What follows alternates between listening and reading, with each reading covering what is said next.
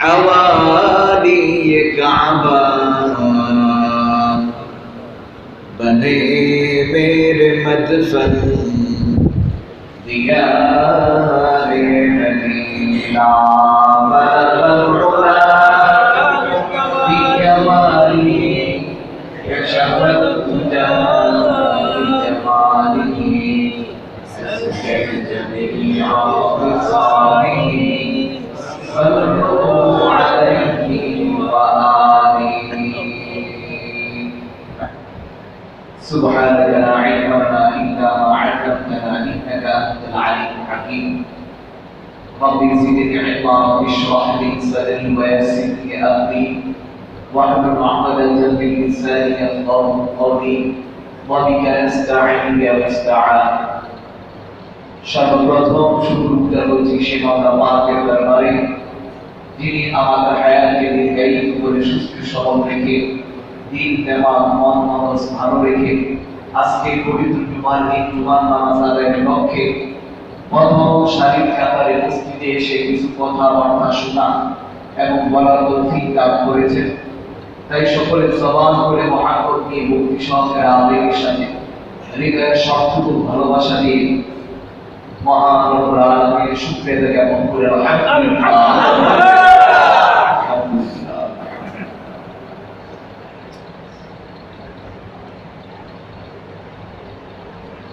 আমরা যখন কোনো নেক কাজ করি ভালো কাজ করি আমরা প্রায় সময় সেটাতে বাধাগ্রস্ত হই, সেটাতে বাধা আসে। যেমন একজনের নিয়ম করলো কিছু টাকা দান করবে, দেখা গেছে ওনার এই প্রয়োজন দেখা দিচ্ছে, ওই প্রয়োজন দেখা দিচ্ছে, উনি অভাবে আছে, উনি অভাব আছে, বহু অজুহাত তার সামনে চলে আসে। দান না করার বিপক্ষে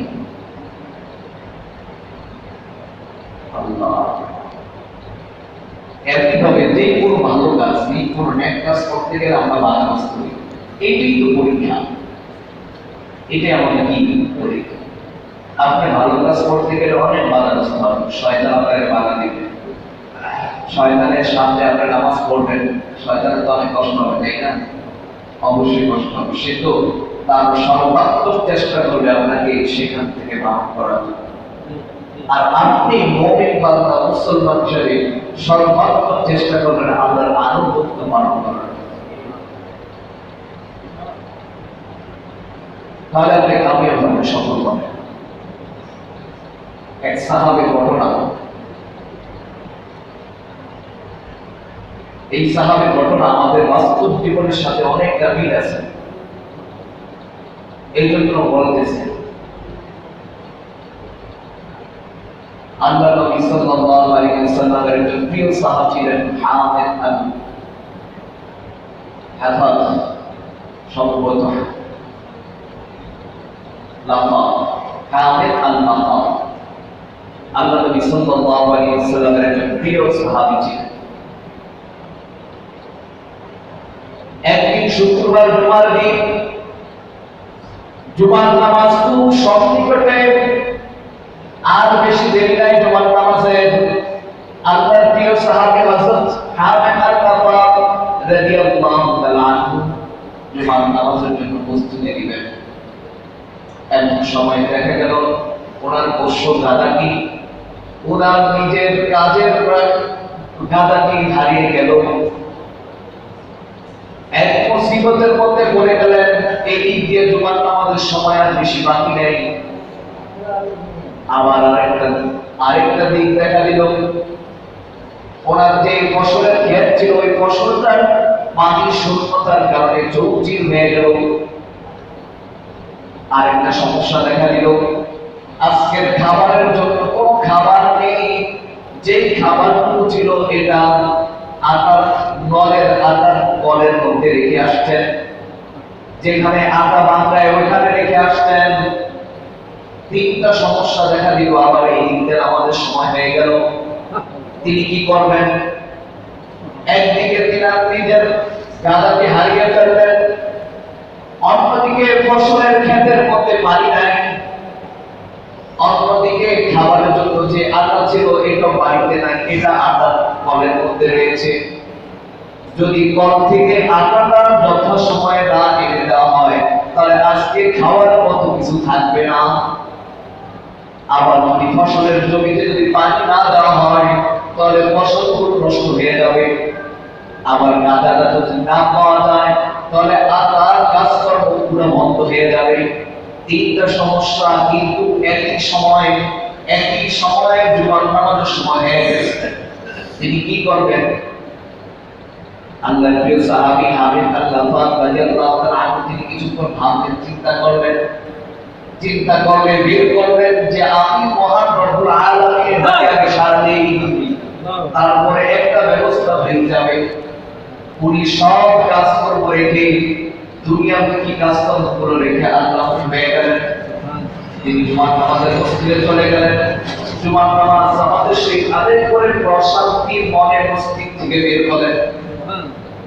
তিনি এবার চিন্তা করলেন আমার ফসলের ক্ষেতের কি অবস্থা, আমি একটু দেখে আসি। তিনি জুমার মসজিদ থেকে বের হয়ে ফসলের ক্ষেতের দিকে গেলেন। গিয়ে দেখলেন ফসলের ক্ষেতের মধ্যে পানি টুলটুল পড়তেছে। সুবহানাল্লাহ। তিনি অবাক হয়ে গেলেন, আমার ফসলের ক্ষেতে তো আমি পানি দেই নাই, আমি পানি শেষ করি নাই, তাহলে এই পানি কোথা থেকে আসলো? তিনি খুঁজতে অনুসন্ধান করতে করতে বের করলেন ওনার পাশের জমিওয়ালা বিনা জমিত পানি দিতেছিলেন। এমন সময় পানিটাও অবস্থায় ওই পাশের জমিওয়ালা ঘুরে গেলেন। ওই পাশের জমি পানিতে টইটম্বর হয়ে ভরপুর হয়ে ওনার জমিতে উঠে পড়ছেন। উঠে এমন ভাবে পড়ছেন যে ওনার জমিও ভরপুর হয়ে গেছে। তিনি অবাক হয়ে গেলেন, আল্লাহ আপনি তো মহান ক্ষমতার অধিকারী। তিনি এটা দেখে এবার বাড়িতে রওনা দিলেন। বাড়িতে গিয়ে দেখেন আস্তা বলে নিজের গাদারি বাঁধা। তিনি তা আশ্চর্য হয়ে গেলেন। ঘরের ভিতরে ঢুকে দেখতেছেন স্ত্রী আটা বানাইতেছে, রুটি বানাইতেছে। তিনি আরো বিস্মিত হয়ে গেলেন। স্ত্রীকে জিজ্ঞাসা করলেন, তুমি এই আটা কোথা থেকে পেলে? স্ত্রী বলতেছেন, আমাদের আটাগুলো তো কলের মধ্যে ছিল, কারখানার মধ্যে ছিল। আমাদের পাশের বাড়ির একজন ওনার আটা ওইখানে ছিল, উনি ভুলে আমাদের আটা নিজেদের আটা মনে করে নিয়ে চলে আসছে। আর যখন জানলো এই আটা তিনাদের না, এই আটা আমাদের, তখন তিনি আমাদের বাড়ি পর্যন্ত আটাগুলো পৌঁছিয়ে দিলেন। স্ত্রীকে আবার জিজ্ঞেস করলেন, আমাদের হারমোন আনাটি কোথা থেকে আসলো? স্ত্রী বলতেছে, আপনি যখন চলে গেলেন, দরজা নক করে চলে গেলেন, হঠাৎ করে দেখি দরজা থেকে জানি করাঘাত করতেছে। আমি দৌড়িয়ে গেলাম, দৌড়িয়ে গিয়ে দেখতেছি জানাটা আমাদের দরজার সামনে। আমি দরজাটা খুলে দিলাম, গাধাটি নিজের মতে আস্তে করে এসে সেখানে বসে রইল। সুবহানাল্লাহ। আল্লাহর প্রিয় সাহাবী হামিদ রাদিয়াল্লাহু তাআলা আনহু বুঝতে বাকি রইল না, এটা আল্লাহ তাআলা আমার উপরে বসে দয়া করেছে, এছাড়া দিন বাহিরে কিছু না। হামিদ আল্লাহ নিজের হাতগুলোকে আসমানের দিকে উঠিয়ে আল্লাহকে বলতেছেন, ও আল্লাহ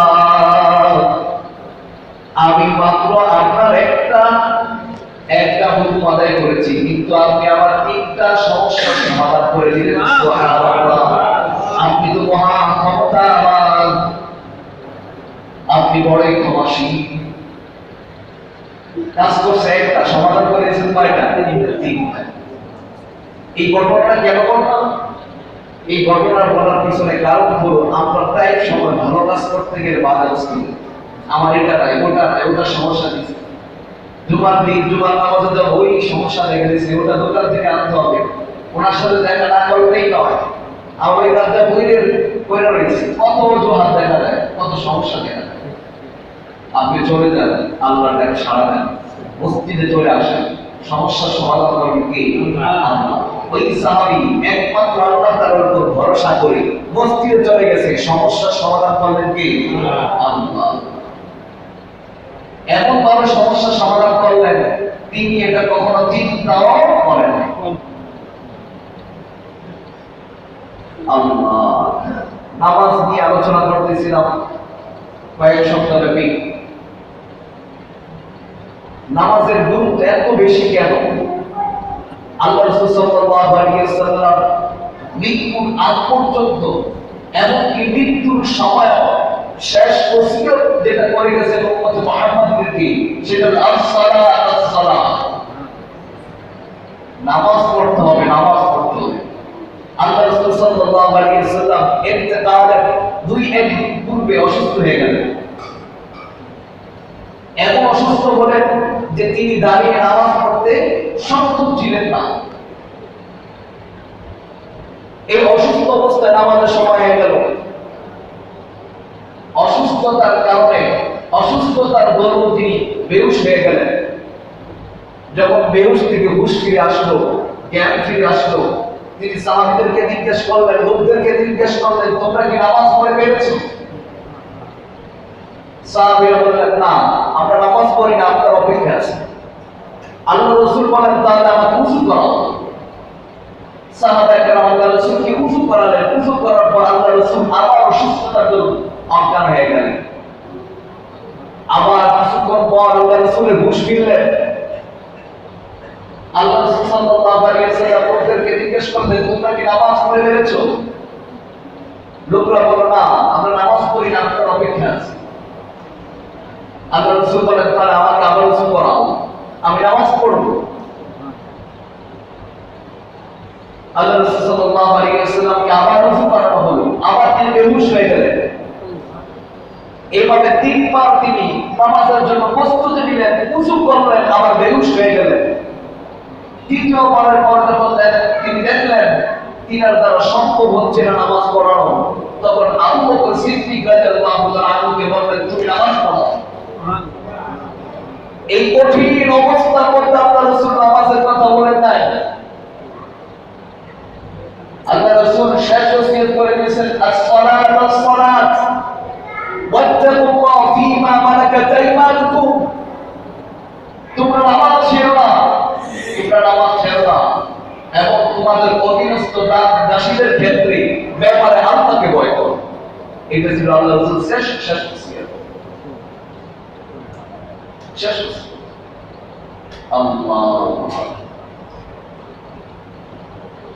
আল্লাহ রাসূল সাল্লাল্লাহু আলাইহি ওয়াসাল্লাম যখন কোনো বিপদের মধ্যে পড়তেন, সমস্যায় পড়তেন, নামাজ দাঁড়িয়ে দিতেন। সুবহানাল্লাহ। জীবনের সকল সমস্যার সমাধান খুঁজেছেন এই নামাজের মাধ্যমে, আল্লাহর সন্তুষ্টি খুঁজেছেন নামাজের মাধ্যমে। আর এইটার মধ্যে সফলতা। প্রকৃত মুমিনের সিফাত, প্রকৃত মুমিনের গুণাবলী একটাই, সে নামাজ পড়বে। আল্লাহ, এই নামাজ কেন এত গুরুত্ব? এই নামাজ হয়তো আপনার জন্য জান্নাত হবে, এই নামাজ হয়তো আপনার জন্য জাহান্নাম হবে। যদি নামাজ পড়েন তাহলে জান্নাতে যাবেন, আর যদি নামাজ না পড়েন তাহলে আপনার জন্য নিশ্চিত জাহান্নাম। ওয়াফি আনফুসিকুম আফালা তুবসিরুন ফীমা সালাকাতুম। কোরআনের মধ্যে একটি আয়াত আছে, যখন জান্নাতীরা জাহান্নামীদেরকে জিজ্ঞেস করবে, তোমরা কি কারণে জাহান্নামে আজকে নিক্ষিপ্ত, আজকে তোমরা কি কারণে জাহান্নামে গ্রেফতার, তখন জাহান্নামীরা যে 4টা কারণ উল্লেখ করবে, এই 4টা কারণের প্রথম নাম্বার কারণ হলো আমরা দুনিয়াতে নামাজ পড়তাম না। জাহান্নামীরা জাহান্নামে যাওয়ার সবচেয়ে বড় যে কারণটা বলবেন, সেটা হলো কি, তারা দুনিয়াতে নামাজ পড়ত। আল্লাহ, নামাজের গুরুত্ব এটা বলে শেষ করা যাবে না। ইসলামের পর, ঈমানের পর সবচেয়ে যে জিনিসের গুরুত্ব, সেটা হলো নামাজ। ইসলামে তো এই স্পষ্টভাবে আল্লাহর হাদিস প্রমাণ করে যে নামাজ পড়ে না সে তো আমাদের দলভুক্ত নয়, সে আল্লাহর জিম্মা থেকে দূরে সরে যায়, আল্লাহর জিম্মা থেকে সে ফারেক হয়ে যায়। ওমর রাদিয়াল্লাহু তাআলা আনহু ইসলামের দ্বিতীয় খলিফা। ওমর রাদিয়াল্লাহু তাআলা আনহু ইসলামের দ্বিতীয় খলিফা ছিলেন। ওমর রাদিয়াল্লাহু তাআলা আনহুকে শহীদ করা হয়েছে, আপনারা জানেন। দীর্ঘ ঘটনা। ওমর রাদিয়াল্লাহু তাআলা আনহু মসজিদে নববীর মধ্যে নামাজ পড়াইতেছিলেন। শত্রুতাবশত এক ইহুদি ওমর ওমর রাদিয়াল্লাহু তাআলা আনহুকে নামাজরত অবস্থায় খন্দর মেরেছিল নবীর পিছে। মুগিরা ইবনে শুআবা রাদিয়াল্লাহু তাআলা একজন গোলাম ছিলেন, আবু লুলু মাদুসি। এই গোলাম তিনি খন্দর বানাইতো। তো মুগিরা ইবনে শুআবা রাদিয়াল্লাহু তাআলা তার থেকে প্রতিদিন তার গোলামি বাবদ, তার যেহেতু গোলাম আর খন্দর মানে সে বিক্রি করে, তার থেকে 4 দিরহাম নিতেন চার্জ হিসাবে। এই আবু লুলু মাদুসি তার কাছে 4 দিরহাম খুব কঠিন, বেশি মনে হইত। একদিন ওমর রাদিয়াল্লাহু তাআলা আনহু খলিফা, প্রেসিডেন্ট, প্রধানমন্ত্রী ওমর রাদিয়াল্লাহু তাআলার কাছে গেলেন। আবু লুলু মাদুসি বললেন, হে আমিরুল মুমিনিন, আমি মুগিরা ইবনে শুআবার একজন গোলাম, আমি খঞ্জর বানাই, কিন্তু মুগিরা ইবনে শুআবা আমার থেকে প্রতিদিন 4 দিরহাম করে নেয়, এটা আমার জন্য কঠিন হয়ে যায়। ওমর রাদিয়াল্লাহু তাআলা বললেন, তুমি যে কাজ জানো এটা তো বিশাল কাজ, এটার ইনকাম তো অনেক বেশি, তুমি খঞ্জর বানাইতে পারো, তোমার তো আরো বেশি দেওয়া দরকার। আবু লুলু মাদুসি ওমর রাদিয়াল্লাহু তাআলা এই ব্যক্তিকে পছন্দ করলেন না, মনে একটা খুব সৃষ্টি হয়ে গেল। যে চিন্তা করলেন ওমরের সকলের সমস্যা সমাধান করে, কিন্তু আমার ব্যাপার এত কঠিন কেন? সে চলে গেল বাড়ি থেকে একটা খঞ্জর বানাইলো, সে নিয়ত করলো আমি ওমরকে হত্যা করব। আলহামদুলিল্লাহ, দীর্ঘদিন ধরে শুরু খুলতেছিল। ওমর রাদিয়াল্লাহু তাআলা মসজিদে নববীর মধ্যে ফজর নামাজের সালাতের ইমামতি দাঁড়ায় গেলেন। অন্ধকারের ভিতরে আবু লুলু মাদুসি একটা চাদর মুড়ি দিয়ে সে মসজিদের মধ্যে ঢুকে গেল। এমনকি মসজিদের মধ্যে ঢুকে প্রথম সারির কাতারে মুয়াজ্জিনের পাশে দাঁড়ানো। কিন্তু ফজরের নামাজ আমরা তো একটু ফরসাতে পড়ি না, আমাদের মাযহাব মতে ফরসাতে পড়া, কিন্তু ওই সময় ফজরের নামাজ পড়তে একটু অন্ধকারে। কখন পড়তো? অন্ধকারে পড়তো। অন্ধকারের কারণে আবু লুলু মাদুসিকে কেউ চিনতে পারে না। আবু লুলু মাদুসি এই ইহুদি, এই আল্লাহর দুশমন, সে মুয়াজ্জিনের পাশে দাঁড়ালো। ওমর রাদিয়াল্লাহু তাআলা যখন আল্লাহু আকবার বলে সালাত শুরু করে দিলেন, সেটাকে সুযোগ মনে করে আর দেরি না করে তার কবর থেকে খন্দর বের করে ওমর রাদিয়াল্লাহু তাআলাকে দীর্ঘ আঘাত করলেন। নারীর মধ্যে আঘাত করলেন, পেটের মধ্যে এমন জোরে আঘাত করলেন, নারী থেকে দিন পেডিটেন্স যা সেগুলো সব বেরিয়ে গেল। আল্লাহ, ওমর রাদিয়াল্লাহু তাআলা যখন বুঝতে পারলেন তিনি আঘাতপ্রাপ্ত হলেন, কেউ তাকে আঘাত করেছেন, ওমর রাদিয়াল্লাহু তাআলা পিছন থেকে একজন ইমামতির দায়িত্ব দিয়ে দিলেন। আব্দুর রহমান ইবনে আউফকে বলেন, তুমি ইমামতি করো। ওমর রাদিয়াল্লাহু তাআলা দাঁড়ানোর মতো শক্তি ছিল না, তিনি বসে গেলেন। কয়েকজন সাহাবী যখন অন্ধকারের মধ্যে কিছুটা হয়েছে এরকম মনে হয়েছে, ওমর রাদিয়াল্লাহু তাআলার কাছে আসে, দেখলেন ওমর রাদিয়াল্লাহু তাআলা শুয়ে পড়লেন। তিনারা ধরে ওমর রাদিয়াল্লাহু তাআলা আনহুকে তিনার ঘরে নিয়ে গেলেন। দীর্ঘক্ষণ বেহুশ ছিলেন, হুঁশ ফিরে নাই। কিছুক্ষণ পর ওমর রাদিয়াল্লাহু তাআলা আনহু হুঁশ ফিরলেন। ওমর রাদিয়াল্লাহু তাআলা যখন হুঁশ ফিরলেন তখন জিজ্ঞেস করলেন, কে আমাকে হত্যা করেছে? কে আমাকে আঘাত করেছে? লোকেরা বলল, মুগিরা ইবনে শুআবার গোলাম আবু লুলু মাদুসি আপনাকে আঘাত করেছে। তখন ওমর রাদিয়াল্লাহু তাআলা বলেছিলেন, আলহামদুলিল্লাহ, আমাকে কোনো মুসলমান হত্যা করে নাই, একজন কাফের মুশরিক আমাকে হত্যা করেছে। শুকরিয়া আদায় করলেন। সেই হুঁশ ফেরার পর ওমর রাদিয়াল্লাহু তাআলা যে কথাটা বলেছিলেন, সেই কথার আজকে উদ্দেশ্য, মূল মাকসাদ, ওমর রাদিয়াল্লাহু তাআলা হুঁশ ফেরার পর সাহাবীদেরকে জিজ্ঞেস করলেন, আমি তোমাদেরকে দিয়ে যে সালাত শুরু করেছিলাম, সেই সালাতকে আমি শেষ করতে পেরেছি?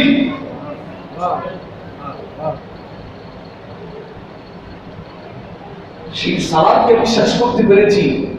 ওমর বলেন, যে ব্যক্তি নামাজ পড়ে না তার ইসলামের কোনো অংশই নাই। সে ওমর রাদিয়াল্লাহু তাআলা মৃত্যুর দ্বার প্রান্তে, কেমন মৃত্যু, কেমন অবস্থা! এই যে আঘাত করেছিলেন, মুখে মুখে খাবার দেয়, শরবত দেয়, দুধ দেয়, এই নাভি দিয়ে বের হয়ে যায়। এত কঠিন পরিস্থিতির মধ্যে ওমর রাদিয়াল্লাহু তাআলা নামাজের কথা বলেন নাই, নামাজের অবস্থা বলেন নাই। কারণ ওমর বলেছিলেন যে নামাজ পড়ে না, লা হাজ্জা ফিল ইসলাম লা সালাতা ফি, যে নামাজ পড়ে না তার ইসলামে কোনো অংশ নাই। এই নামাজ আমরা খুব অবহেলায় নষ্ট করে দিতেছি। এই নামাজ বিনা কারণে, বিনা অজুহাতে নষ্ট করতেছি। এটা আমাদের জন্য খুবই কামিয়াবি না কামিয়াবি, আমাদের কখনো এটা দ্বারা আমরা কখনো জান্নাত যেতে পারবো না। আল্লাহ তাআলা আমাদেরকে নামাজ পড়ার তৌফিক দান করুন, নামাজের গুরুত্ব দেওয়ার তৌফিক দান করুন। তিনাদের নামাজ এত গুরুত্ব ছিল, এত গুরুত্ব ছিল, তিনি নামাজের মধ্যে এত মজা পেয়েছেন, এত মজা পেয়েছেন। আবু তালহা রাদিয়াল্লাহু তাআলা আনহু, আল্লাহ রাসূলের যে প্রিয় সাহাবী, আনসারী সাহাবী, তিনার প্রিয় যে বাগানটা ছিল, এটা নামাজের জন্য তিনি এটা দান করে দিয়েছেন। নামাজের জন্য কেন দান করে দিলেন? একদিন আবু তালহা রাদিয়াল্লাহু তাআলা আনহু তিনার প্রিয় বাগানের মধ্যে নামাজ পড়তেছিলেন, বিশাল বড় বাগান। নামাজরত অবস্থায় একটি পাখি ওনার বাগানের মধ্যে ঢুকলো। ঢুকার পর বাগান অনেক বড় হওয়ার কারণে, গাছপালা বেশি হওয়ার কারণে এই পাখিটি বের হওয়ার পথ খুঁজে পাচ্ছিল না। আবু তালহা রাদিয়াল্লাহু তাআলা নামাজের মধ্যে এই দৃশ্যটা দেখতেছিলেন। পাখিটা এদিক সেদিক ছোটাছুটি করতেছে।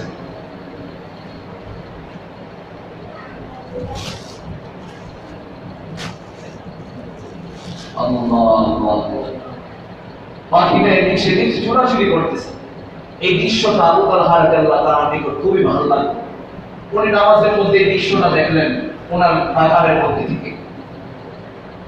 যখন পাখিটি চলে গেল, উনি নামাজের মধ্যে ফিরলেন, মনোযোগ আসলেন, কিন্তু কয় রাকাত নামাজ পড়ছেন এটা ভুলে গেছে।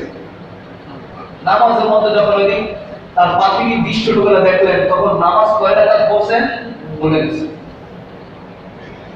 তখন তালহা রাদিয়াল্লাহু তাআলা খুবই অনুশোচিত হলেন, খুবই অনুশোচনা করলেন, অনুতপ্ত হলেন। হ্যাঁ, আমি আজকে আমার এই বাগানের কারণে আজকে নামাজের মতো অমনোযোগী হয়ে গেছে। এই বাগান আমি সদকা করে দিব। আল্লাহ রাসূল সাল্লাল্লাহু আলাইহি ওয়াসাল্লামের দরবারে উপস্থিত হলেন। আল্লাহ রাসূলের কাছে বললেন, ইয়া রাসূলুল্লাহ, আমি আমার এই বাগানটা সদকা করে দিতে চাই। কারণ কি ছিল?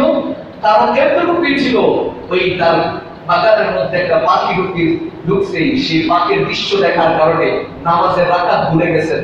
এই জন্য তিনি অনুতপ্ত হয়ে এই বাগান, উনি বললেন এই বাগান আমাকে আল্লাহ থেকে দূরে সরিয়ে দিতেছে, এই জন্য এই বাগান সদকা করে দিলেন। নামাজের প্রতি তাদের কেমন আগ্রহ ছিল, কেমন গুরুত্ব ছিল। সাহাবা রাদিয়াল্লাহু তাআলা আনহু বলেন, আমরা জাতুল বিকার যুদ্ধের মিশনে বের হলাম। আমাদের সাথে এক মুশরিককে হত্যা করলো। সেই মুশরিকের সঙ্গী শপথ করলো যে মুহাম্মাদের সাথীকে আমি হত্যা করব।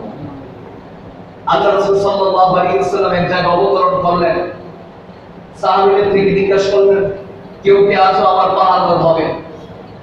মুহাজির সাহাবীদের থেকে একজন দাঁড়িয়ে গেলেন, আনসার সাহাবীদের থেকে একজন দাঁড়িয়ে গেলেন।